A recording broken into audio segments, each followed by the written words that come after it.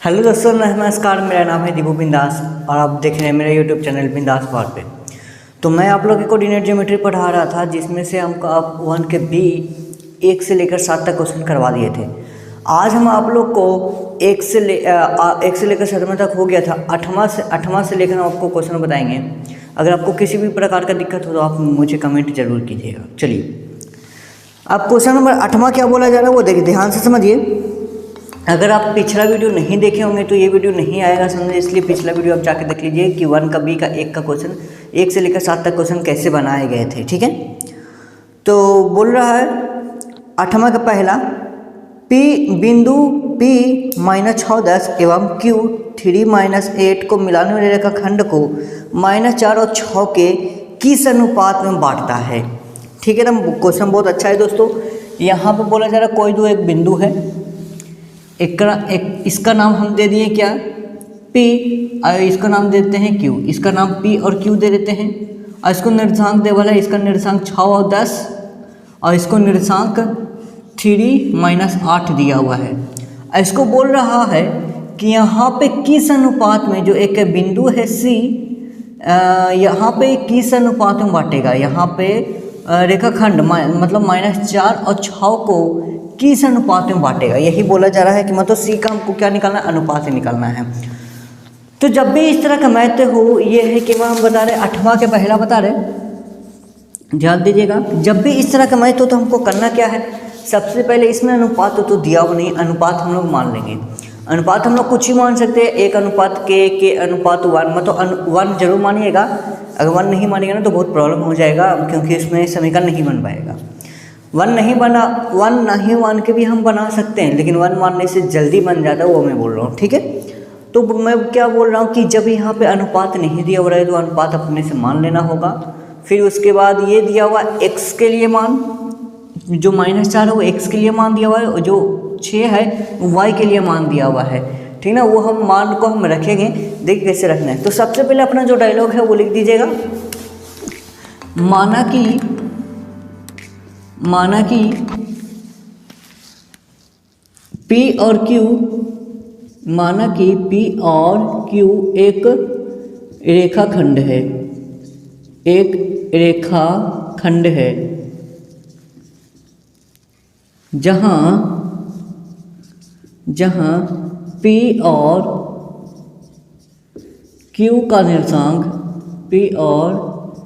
Q का निर्देशांक क्रमशः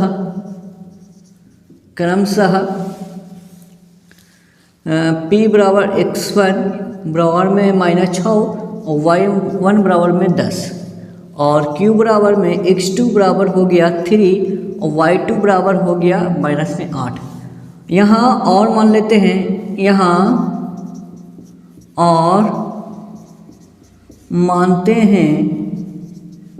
और मानते हैं कि बिंदु -4 और 6 एक अनुपात के अनुपात में बांटेगी। मान लेते हैं कि इतना अनुपात में बांटेगी। ठीक है ना, तो m1 का मान कितना हो गया दोस्तों 1, और m2 के मान कितना हो गया दोस्तों k। यहाँ पे हम जो k मान है ना, तो आप कुछ ही मान सकते हैं। हम यहाँ पे पहले कल मान रहे थे 1:λ, तो आज हम मान रहे 1:k। अगर आपको मन कर रहा 1:r मानने के लिए r मान लीजिए, s मान रहा है s मान लीजिए, x y नहीं मानिएगा, क्योंकि यहाँ पे x और y हमको लिखना है। ठीक है ना, x y ध्यान दीजिएगा।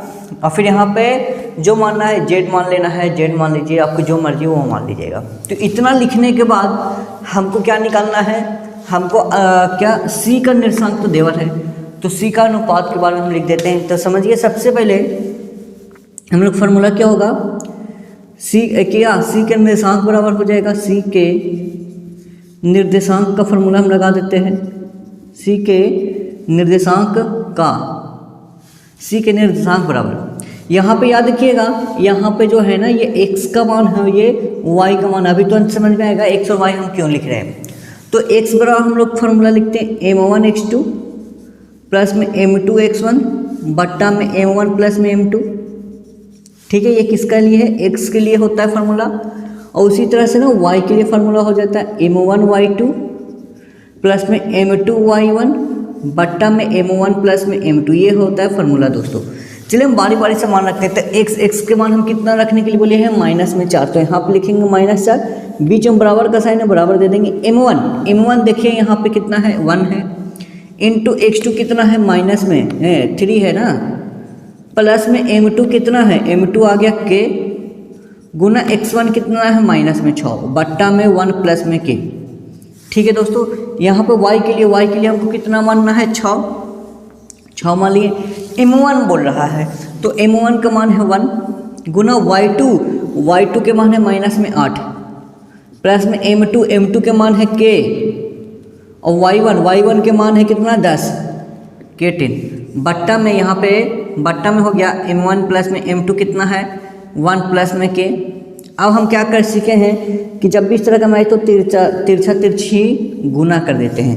तो गुना कर देंगे तो 1 प्लस के यहाँ पर -4 एक ब्रैकेट में लिख देंगे 1 प्लस में के बराबर में 1 में 3 से गुना करेंगे 3 और प्लस -6 के। इसी तरह से यहाँ पे भी आ जाएगा तो 6 1 प्लस में के ये गुना में इधर के भागा में और इधर भागा में इधर के गुना में हम बताए थे 8 में 1 से गुना करेंगे -8 प्लस में 10 के।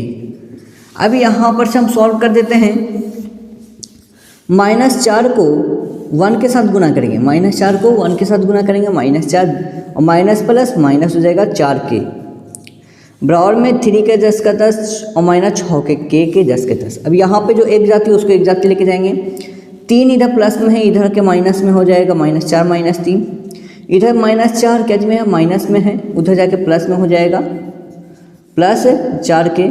यहाँ पर से घट जाएगा तो -4 में से 3 गया 1 हो गया माइनस में माइनस यहाँ पे ना जुट जाएगा माइनस प्लस।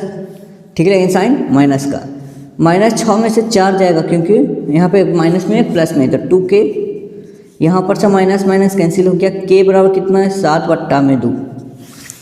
ठीक है ना दोस्तों, इसी तरह से हम यहाँ पर भी के का मान आ जाएगा। यहाँ पर हमको के का मान आ गया किसके लिए, x के लिए आ गया। यहाँ पर 6 में से गुना करेंगे 6 प्लस में 6 के बराबर -8 प्लस में 10 के।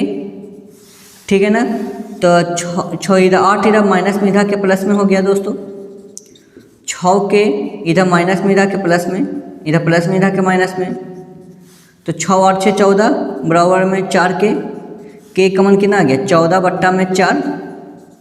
ठीक है ना दोस्तों, तो 7/2। तो यह कहीं से भी निकालिए यही की मान आएगा, याद रखिएगा के इधर से मान निकाले चाहे इधर से मान निकाले दोनों का मान क्या आएगा सेम ही आएगा। अब हमको क्या बोल रहा है कि इस अनुपात में बांटेगी, है ना, तो के का मान तो हम लोग निकालेंगे, हमको खाली हमको क्या पूछ रहा है अनुपात। ठीक है ना, तो अनुपात बराबर हम कितना माने थे, अनुपात बराबर हम लोग माने थे 1 के, तो अनुपात व 1 के का मान कितना आया है 7/2, चाहे इधर से निकालें चाहे इधर से निकालें, और ये 2 किधर चल जाएगा उधर, तो 2:7 जो मेरा आया है ये मेरा क्या आ गया आंसर आ गया कि 2:7 में बांटेगी। चलिए ठीक है, अगर आ गया होगा समझ में तो बहुत अच्छी बात है, नहीं आएगा तो आप मुझे कमेंट कीजिए, मैं आपको बता दूंगा। कुछ किया नहीं है ज़्यादा, यहाँ पे ना 6 और Q का मान दिया हुआ था सॉरी, यहाँ पे ना C का हम बोल रहा था कि जो C यहाँ पे बिंदु है उसको किस अनुपात में बांटेगा। तो सबसे पहले जो डायलॉग था हम डायलॉग लिख दिए और यहाँ पे और मान लेते हैं कि -4 और 6 को 1:k के रूप में बांटेगी। और ये जो ना -4 दिया रहेगा उसको x बोलेंगे और जो 6 दिया रहेगा उसको y बोलेंगे। x के यहाँ पे -4 रख देंगे, y वाला 6 रख देंगे, और बाकी आपको सेम का सेम उतार देना है, चाहे k इधर का मान निकालिए चाहे y से रूप में निकालिए, आंसर सेम टू सेम आएगा k। चलिए इसको स्क्रीनशॉट कर लीजिए। चलिए दोस्तों, अब आते हैं 8वां की दूसरा में। 8वां की दूसरा वही क्वेश्चन बोल रहा है लेकिन थोड़ा सा इसमें डिफरेंस है। बोल रहा है वह अनुपात ज्ञात कीजिए जिसमें बिंदु -6a बिंदु a -3, -1 तथा b -8, 9 से बनने वाला रेखाखंड में बांटता है। कोई बोल रहा है कि जो -6a है जो है बिंदु ए और बी को बनने वाले रेखाखंड को किस अनुपात में बांटेगी। एकदम सेम टू सेम वही क्वेश्चन है, ठीक है। तो कुछ नहीं करना है, एक बिंदु ले लेना है हमको, दो बिंदु, एक का नाम दे देंगे ए और एक का नाम दे देंगे बी। तो यहाँ पे ए का मान दे दिया गया है, ए का मान क्या है -3 -1 और बी का मान -8 और -9 ये दे दिया गया है। और यहाँ पे जो एक सी बिंदु है -6 को ए दे दिया गया है, तो इसको बोल रहा है कि -6 और ए को किस अनुपात में बांटेगी तथा ए का मान भी निकालेंगे। तो बहुत इजी है क्वेश्चन दोस्तों। आपको जो बोले थे इसको x मान लेना है, इसको y मान लेना है, बाकी इसको फार्मूला में रख देना है, आ जाएगा आंसर। अब हमको जो डायलॉग है वो हम लिख देंगे। पहले जो हम डायलॉग लिखते थे, माना कि ए और बी एक रेखाखंड है, ए और बी एक रेखाखंड है जहाँ ए और बी का निर्देशांक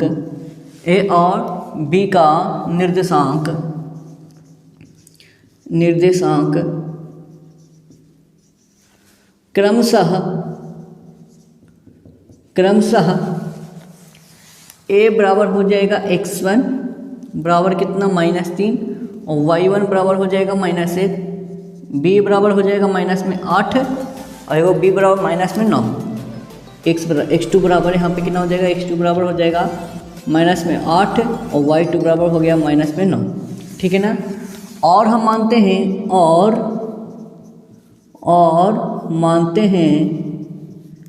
मानते हैं कि -6 और a के 1 अनुपात के अनुपात में बांटती है। मान लिए कि बांटती है, जो बांटेगी अनुपात में रहता है उसको हम क्या मानते हैं, m1। तो m1 के मान हो गया 1 और m2 के मान हो गया k और x y के तो मान देवल है ये, x के जगह पे हमको 6 रखना है, y के जगह पे हमको a रखना है, बस हमको मान निकालना है और a का मान में रख देना है। चलिए, तो इसके लिए हमको सबसे पहले x का ले निकालेंगे। तो x बराबर क्या हो जाएगा दोस्तों, m1 x2 प्लस में m2 x1 बट्टा में m1 प्लस में m2। उसी तरह से y1 के लिए m1 y2 प्लस में m2 y1 बट्टा में m1 प्लस में m2। बस अब इसको हम पुट कर देना है, आंसर रख देना है। ये किसके लिए है, y के लिए दोस्तों। x के जगह पे हमको -6 रख देना है। m1 तो m1 कितना है 1 गुना x2 कितना है -8 प्लस में m2 मेरा में है k और x1 मेरा में कितना है -3 और बट्टा में 1 प्लस में k। बस खत्म। यहाँ पे y का मान रख देना है, y बराबर कितना है, यहाँ पे a लिख देते हैं। यहाँ पे y की जगह पे a है तो a लिख दिए बराबर में m1 मेरा में है 1 और y2 में है -9 प्लस में m2 है k गुना y1 में है कितना -1 तो -1 लिख दिए, m1 प्लस 1 यानी 1 प्लस k। तो हम क्या करेंगे, बारी बारी से यहाँ पे क्रॉस मल्टीप्लिकेशन करेंगे। तो -6 को 10 का 10 1 प्लस के इसको घेरा में बंद कर देंगे क्योंकि ये था भागा में जाके गुना में। 8 को माइनस से गुना करेंगे तो -8 प्लस यहाँ पे -8 और प्लस -3 के, ठीक है। यहाँ पर से बारी बारी से गुना कर देते माइनस में 6 से, तो -6 प्लस में प्लस माइनस यहाँ पे क्या आ जाएगा -6 के बराबर में -8 -3 के। अब उसी तरह से बारी बारी -6 को 10 के 10 -8 इधर प्लस माइनस में इधर के प्लस में 6 इधर माइनस में इधर जाके प्लस में -3 के। उसी तरह से -6 में 8 गया तो 2, 6 में से 3 गया तो 3 के। यहाँ पर से k का मान आ गया, k का मान कितना आ गया 2/3, ये मेरा k का मान आ गया। अब ये k का मान है ना हम इसमें जाके रख देंगे इसमें, तो जहाँ पे k है ना यहाँ पे 2/3 रखेंगे तो a बराबर 1 माइनस, इसको हम क्या करेंगे पहले तिरछा तिरछी गुना कर देते हैं, ठीक है ना। a इंटू 1 प्लस में k बराबर में 9 में 1 से गुना करेंगे -9 प्लस माइनस k यानी k लिख देते हैं, ठीक है ना दोस्तों। अब जहाँ जहाँ ना k है वहाँ 2/3 रखने पे के बराबर लिख देते हैं के बराबर 2/3, ठीक है ना। तो ए का ए 1 का 1 प्लस के बराबर 2/3 बराबर में -9 माइनस के बराबर 2/3, ठीक है। तो यहाँ पे हम करेंगे क्या कि 3 को ना हम लोग ले लेंगे एलसीएम, तो 3 यहाँ पे 3 + 2 बराबर में यहाँ भी 3 ले आ जाएगा तो -27 - 2, ठीक है दोस्तों। तो यहाँ पे क्या हो जाएगा, ए बराबर 3 × 5 हो जाएगा, 3 × 5 ए लिख देते हैं, 3 × 5 और ए से गुना करेंगे 5 ए, तो 3 बराबर -7 माइनस माइनस प्लस मतलब -31/3, तो 3 से 3 कैंसिल हो गया। ए का मान यहाँ पे कितना आ जाएगा दोस्तों, -31/5, ये हो गया क्या हो गया, ए का मान निकल गया। अब हमको क्या करना था, 2/3 जो आया हमको अनुपात पूछ रहा है, तो अनुपात यहाँ पे कितना है, 1 के अनुपात हम लोग माने कितना थे, अनुपात माने थे 1 के, तो 1 का 1 और अनुपात के बराबर कितना है 2/3, 2/3, ये 3 इधर चल जाएगा तो 3:2 हो गया, ठीक है ना दोस्तों। चलिए, अगर आपको समझ में आ गया हो तो बहुत अच्छी बात है, नहीं आया हो तो आप मुझे कमेंट कीजिए, मैं आपको फिर से बताऊँगा, स्क्रीनशॉट कर लीजिए। चलिए दोस्तों, उस टाइम हुआ था क्या कि यहाँ पे जो हम y के मान रखे थे ना, ये माइनस नहीं था आपके किताब में, अब यहाँ पे हम लिख दिया -9, तो वो वाला जो है ना वो भी आप देख लीजिएगा कि कैसे बनेगा। और यहाँ पे जब ये -9 की जगह पे अगर प्लस हो गया तो कैसे बनेगा आप बना लीजिएगा, ठीक है ना। नहीं बनेगा तो हम आपको बता देंगे, ये आपको होमवर्क रहा, ठीक है ना। कुछ नहीं था यहाँ पे जनाब, x1 हम माने थे, y1 जो माने, y2 जो माने थे ना, यहाँ पे ये माइनस में लिख दिए थे, और यहाँ पे था क्या, प्लस में था, तो इसलिए यहाँ पे किताब के जो हम आंसर मिलाए थे आंसर नहीं मिल रहा था, तो इसलिए यहाँ पे ना माइनस की जगह प्लस करके आप बना लीजिए, आपको समझ में आ जाएगा। नहीं आएगा तो आप मुझे कमेंट कीजिए, हम ये वाला क्वेश्चन को फिर से आपको बता के हमको आपके यूट्यूब पे डाल देंगे, ठीक है ना दोस्तों। चलिए नेक्स्ट क्वेश्चन पे हम बढ़ते हैं। चलिए दोस्तों, तो अब आप लोग का क्वेश्चन नंबर 9वां से है, तो 9वां से क्वेश्चन जानने के पहले आपको सबसे पहले मध्य बिंदु का फॉर्मूला बनेगा। तो सबसे पहले यहाँ पे मध्य बिंदु का फॉर्मूला होता क्या है वो देख लीजिए। मध्य बिंदु इसको 2 तरह से आ जाएगा, याद रखिएगा। मध्य बिंदु का फॉर्मूला क्या होता है, मध्य बिंदु को जब भी बोले तो मध्य बिंदु का फॉर्मूला होता है x1 प्लस में x2 बट्टा में 2, और y के लिए होता है y1 प्लस y2 बट्टा में 2। मतलब जो भी आपको दिया हुआ है ना, ये दोनों को क्या कर देना है, जोड़ देना है। जैसे में हमको दिया हुआ रहेगा 2 और 3 और रहेगा 4 और 5, तो यहाँ पे क्या जोड़ेंगे, इसको x1 बोलेंगे, इसको y1, x1 इसको y1, इसको x2 इसको y2, ये दोनों के जोड़ के बट्टा 2 कर देना, इसको भी जोड़ के बट्टा 2 कर देना, जितना आ गया वो मध्य बिंदु निकलेगा। इसी टाइप का पूरा क्वेश्चन आएगा। इसके हमको 12 से क्वेश्चन बनाने से पहले हमको ये वाला फार्मूला हमको याद होना चाहिए, x1 प्लस में x2 बट्टा 2, y1 प्लस y2 बट्टा 2, और पूरा क्वेश्चन इसी फार्मूले से पूरा क्वेश्चन बन जाएगा। चलिए, ये फार्मूला को हम लोग को यूज कैसे करना है, क्या करना है, चलिए हम आपको इस वीडियो में बताते हैं, जब हम क्वेश्चन नंबर 9वां बताएंगे। तो देखिए, आपका क्वेश्चन क्या बोल रहा है, बिंदु 2 - 2 और -2 और 2 को मिलाने वाला रेखाखंड को मध्य बिंदु को निर्देशांक ज्ञात कीजिए। मतलब मध्य बिंदु का निर्देशांक ज्ञात करना है। एकदम हल्का क्वेश्चन है दोस्तों, कुछ नहीं है। यहाँ पे 2 बिंदु दे दिया गया है, ए और बी। ए और बी कोई बिंदु दे दिया गया है। ए को निर्देशांक 2 - 2 दे दिया गया है, ए के दे दिया गया -2 ए 2, ठीक है ना। अब इसको क्या बोल रहा है कि जो हमको इसको जो मध्य बिंदु आएगा ना, उसका निर्देशांक ज्ञात करना, उसका मध्य बिंदु का निर्देशांक ज्ञात करना है। यहाँ पे जो मध्य बिंदु आएगा यहाँ पे उसको क्या करना है, निर्देशांक ज्ञात करना है, मतलब सी का निर्देशांक। तो हम लोग याद रखना, डायलॉग लिख देंगे, माना कि ए और बी एक रेखाखंड है,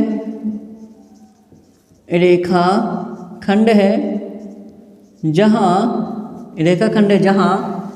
ए और बी का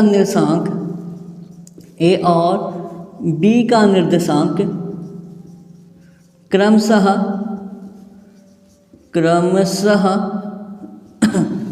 ए बराबर हो जाएगा x1 बराबर कितना 2, y1 बराबर हो जाएगा -2, b बराबर हो जाएगा x2 बराबर -2 और y2 बराबर में 2। ये मेरा दिया हुआ है। तो हमको निकालना है क्या, मध्य बिंदु, मतलब सी का मध्य बिंदु का निर्देशांक बराबर लिखेंगे। क्या होता है फॉर्मूला, x1 प्लस x2 बट्टा में 2, y के लिए y1 प्लस y2 बट्टा 2।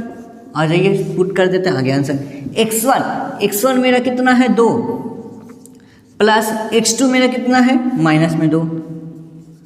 अब आ जाइए y1 मेरा कितना है माइनस में 2, प्लस y2 कितना है 2 बट्टा में 2 और इधर भी 2 है ना, तो 2 प्लस माइनस तो 2 बट्टा 2, माइनस 2 से 2 गया 0 बट्टा 2, इधर भी तो 2 से 2 गया 0 बट्टा 2, इधर भी 0 बट्टा 2।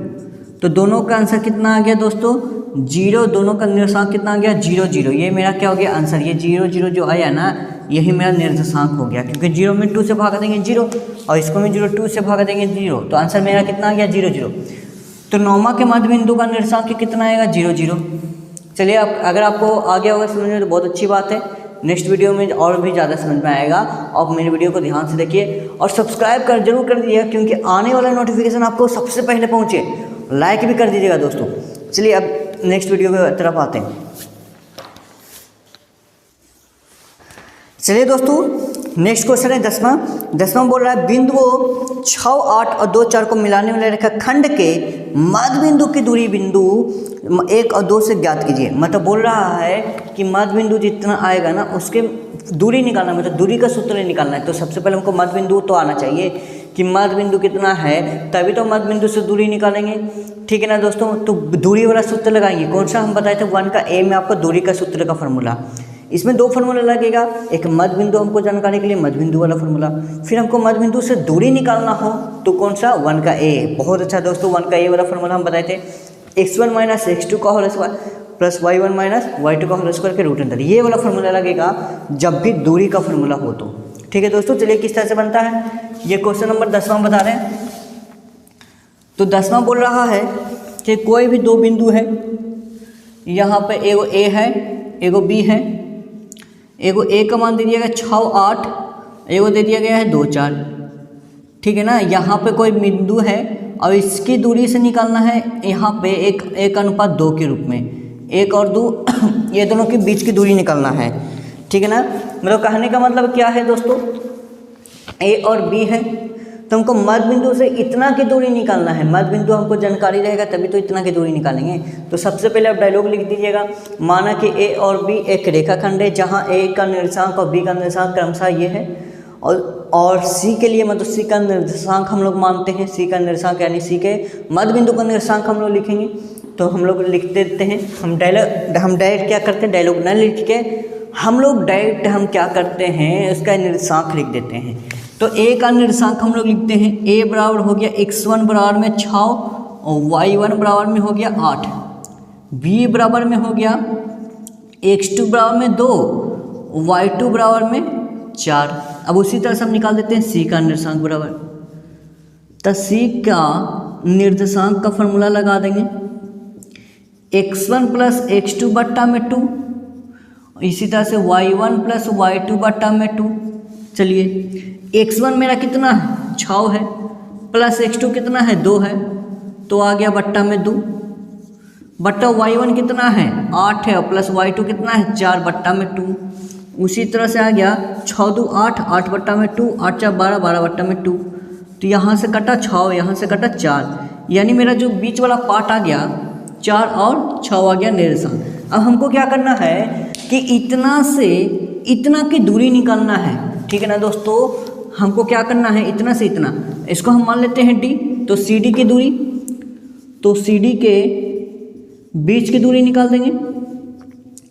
बीच की दूरी अगर हम निकालेंगे तो हम इसको निर्देशांक पहले लिख देते हैं। निर्देशांक के लिए x1 बराबर है, इसको x1 इसको y2 मान लेते हैं, कोई प्रॉब्लम नहीं है दोस्तों।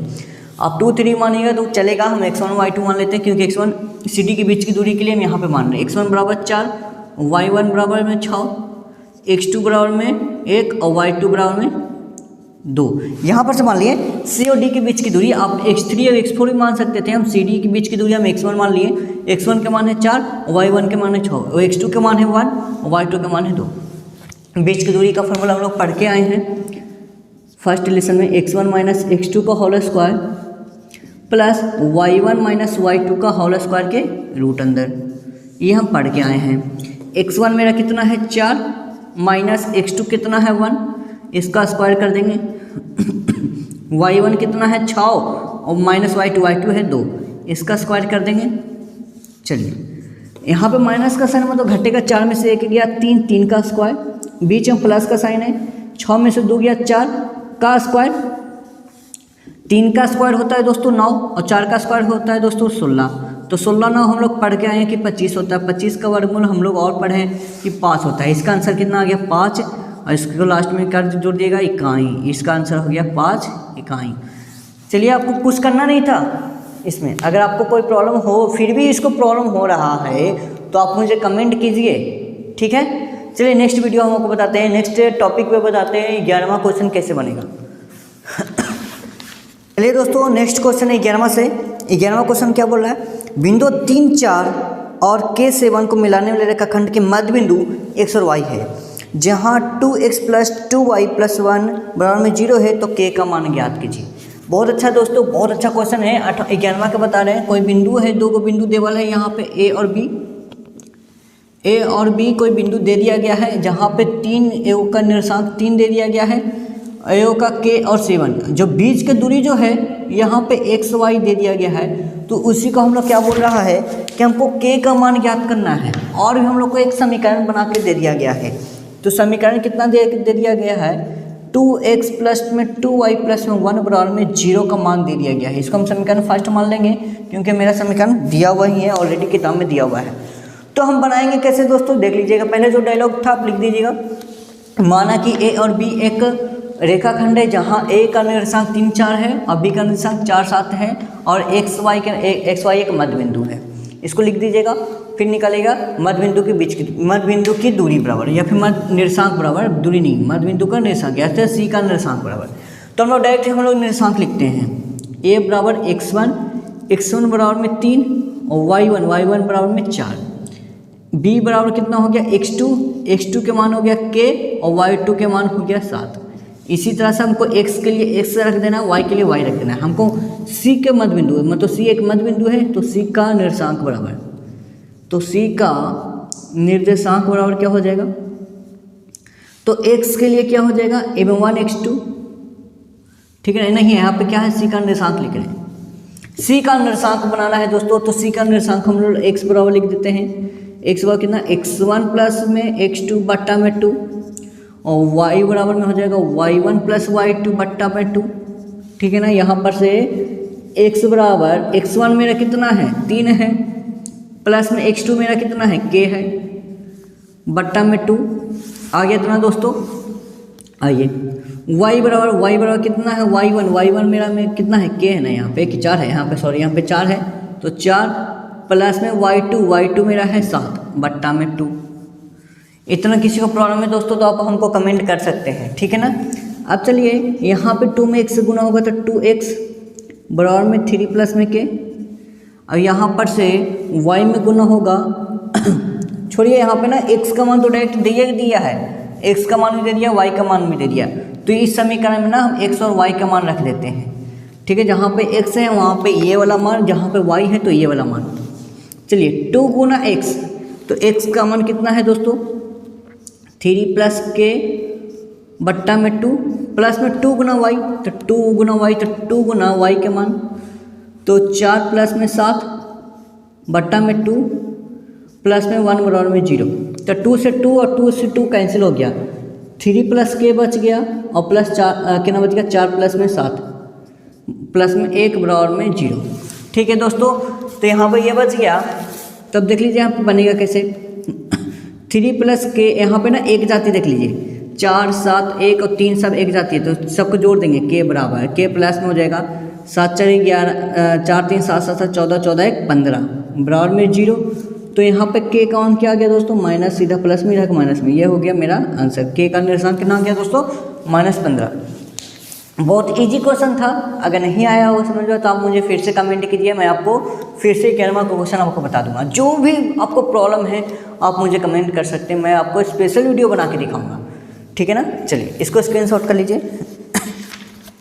चलिए दोस्तों, तो क्वेश्चन नंबर 12 क्या बोल रहा है, रेखाखंड AB के मध्य बिंदु 2, 4 है। मतलब AB एक मध्य बिंदु है, उसका मान हमको दे दिया गया, मतलब उसका निर्देशांक हम लोग को दे दिया गया है 2 और 4 है, और A का निर्देशांक क्रमशः 5 से 7 है, तो B का निर्देशांक ज्ञात कीजिए। बहुत इजी क्वेश्चन है दोस्तों।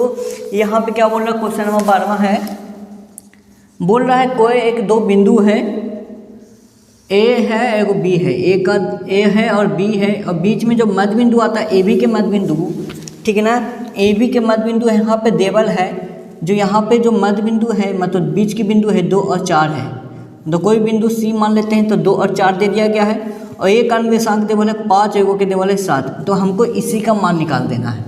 हमको x y मतलब x2 एगो y2 निकालना है, ठीक है ना दोस्तों। तो यहीं पे हम लोग लिख देंगे A और B, एक माना कि A और B एक रेखाखंड है जहाँ A और B का निर्देशांक 5 से 7 एगो x2 और y2 है, और AB की मध्य बिंदु की दूरी हम लोग को 2 और 4 दिया हुआ है, तो इसी तरह से हम लोग निकालेंगे मध्य बिंदु, यानी C की मध्य बिंदु या फिर AB के मध्य बिंदु बराबर, ठीक है ना। तो हम डायरेक्ट इसका मैं x1 लिखते हैं, x1 बराबर 5 और y1 बराबर में 7, x2 मेरा हो गया 2, x2 के x2 लिख देते हैं, y2 के y2 ही लिख देते हैं, और मध्य बिंदु हम लोग का देवल है, मध्य बिंदु हम लोग का कितना देवल है, मध्य बिंदु x के लिए 2 दिया हुआ है और y के लिए हमको 4 रखना है, मतलब जो रहेगा उसको x में रखना है, इसको y के लिए 4 में रखना है।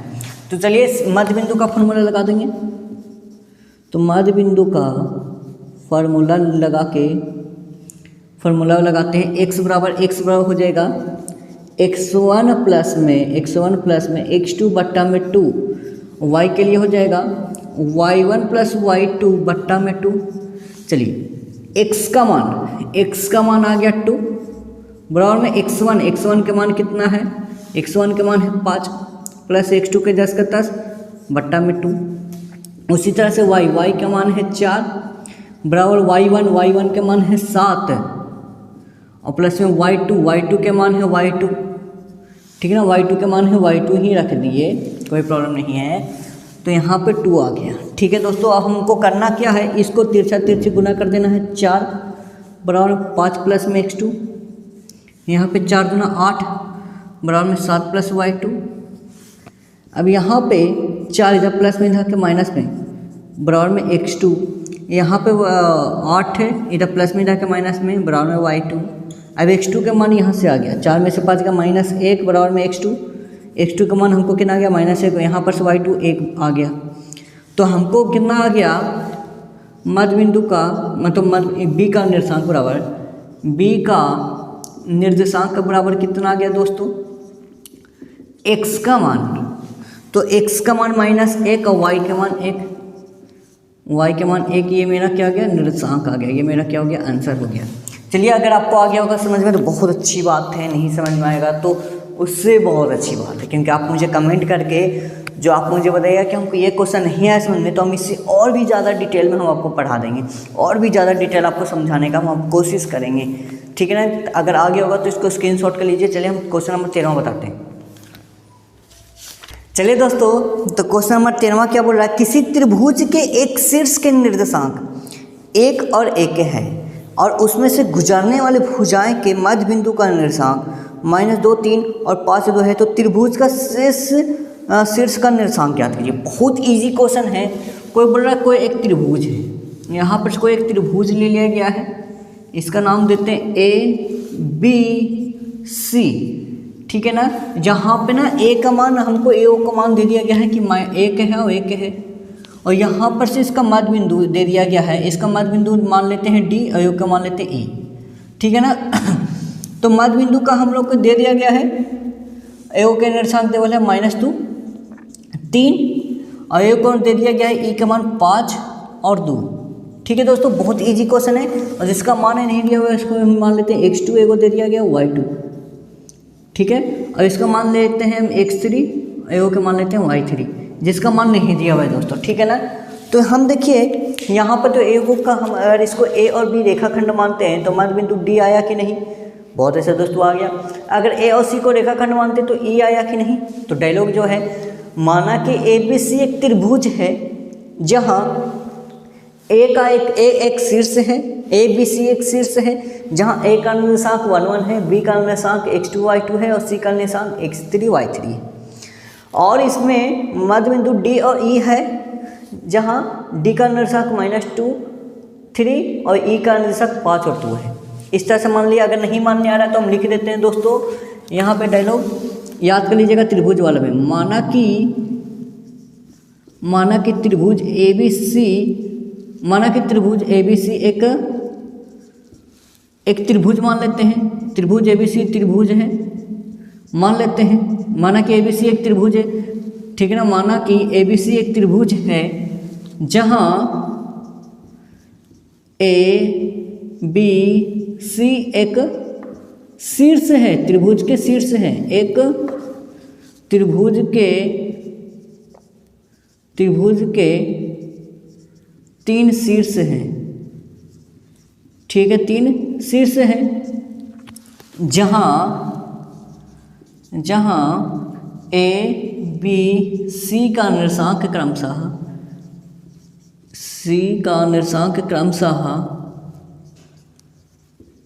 क्रमशः मान लेते हैं। ए बराबर हो गया x1 बराबर कितना हो गया 1 और y2 बराबर में हो गया 1, b बराबर में हो गया x2 बराबर में x2 और y2 बराबर में y2 और c का मान x3 बराबर में x3 और y3 बराबर में y3, ठीक है ना। और d और e त्रिभुज के मध्य बिंदु हैं जहाँ D और E का निर्देशांक एक्स वाई है। x बराबर में 2 और y बराबर में 3, ठीक है ना। किसके लिए? ये d के लिए। और इसी तरह से क्या है, d का निर्देशांक टेबल है और यहाँ पर से हम e का निर्देशांक मान लेते हैं। x के जगह पे हमको 2 रख देना है, कि ना x के जगह पे हमको 5 रख देना है और y के जगह पे हमको 2 रख देना है। इतना आपको डायलॉग याद करना है, ठीक है ना। हर त्रिभुज में आप ये लिख दीजिएगा। चलिए हम बार से निकालते हैं। d के मध्य बिंदु मतलब ए बी के मध्य बिंदु के फॉर्मूला मतलब d के मध्य बिंदु का फॉर्मूला, d के निर्देशांक बराबर मतलब x के लिए लिखते हैं। x बराबर क्या हो जाएगा, x1 प्लस में x2 बट्टा में 2, y के लिए हो जाएगा y1 प्लस में y2 बट्टा में 2, ठीक है ना दोस्तों। चलिए x के लिए x का मान, तो x के लिए x का मान d में 2, x1 मेरा है 1 प्लस में x2 मेरा x2 हो गया बट्टा में 2। उसी तरह से y के लिए मान कितना है 3 और बराबर में y1 के मान है 1 प्लस में y2 के 10 के 10 बट्टा में 2। अब इसको तिरछे गुना कर देंगे तो 2 दूना 4 बराबर में 1 प्लस में x2, यहाँ पे क्या मान लेते हैं x2, तो यहाँ पर से 4 एक माइनस में बराबर में x2 का मान कितना आ गया, x2 बराबर में 4 में से गया 3, ये मेरा आ गया आंसर दोस्तों। उसी तरह से y के लिए 3 दूना 6 बराबर में 1 प्लस y2, यहाँ पर से y2 का मान कितना आ गया दोस्तों, इधर प्लस में इधर के माइनस में 6 माइनस 1, y2 का मान आ गया 5, ये मेरा y2 के मान आ गया 5। मतलब एक का निर्देशांक तो हमारा आ गया है, एक का मान कितना आ गया 3 है, वो क्या आ गया, वो 5 आ गया दोस्तों, ठीक है ना। उसी तरह से हमको क्या निकालना है, ई का निर्देशांक बराबर। तो हम चलिए हम ई का निर्देशांक लिखते हैं। ई का निर्देशांक बराबर हम लिखते हैं, ये x के लिए 5 y के लिए 2। बहुत अच्छा फार्मूला लगाते हैं, x1 प्लस में x3 बट्टा में 2, x1 और x3, ठीक है ना। x और y2 y के लिए आ गया, ये हो गया x के लिए, y के लिए क्या हो जाएगा y1 प्लस y3 बट्टा में 2। चलिए x का मान यहाँ पे 5 है, बराबर में x1 मेरा में यहाँ पे 1 है प्लस में x3 के 10 के 10 बट्टा में 2। y1 के मान कितना 1 है और यहाँ पर भी लिखा है y1 के मान 1 है प्लस में y3, तो y3 के मान कुछ नहीं है, y3 के 10 के 10 बट्टा में 2। ये किसका है, y के लिए। y का मान y के लिए कितना है, y के लिए है, y का मान है 2। क्रॉस मल्टीपल कर देंगे तो 5 दूना 10 बराबर में 1 प्लस में x3, यहाँ पे 2 दूना 4, 4 बराबर में, ठीक है ना, 2 दूना 4, 1 + 3। चलिए यहाँ पे क्या करते हैं, 1 + 3 के 10 के 10 और 2 दूना 4 लिख देते हैं। चलिए ठीक है, इस तरह से आ रहा होगा समझ में, नहीं आ रहा हो तो मुझे कमेंट कीजिए।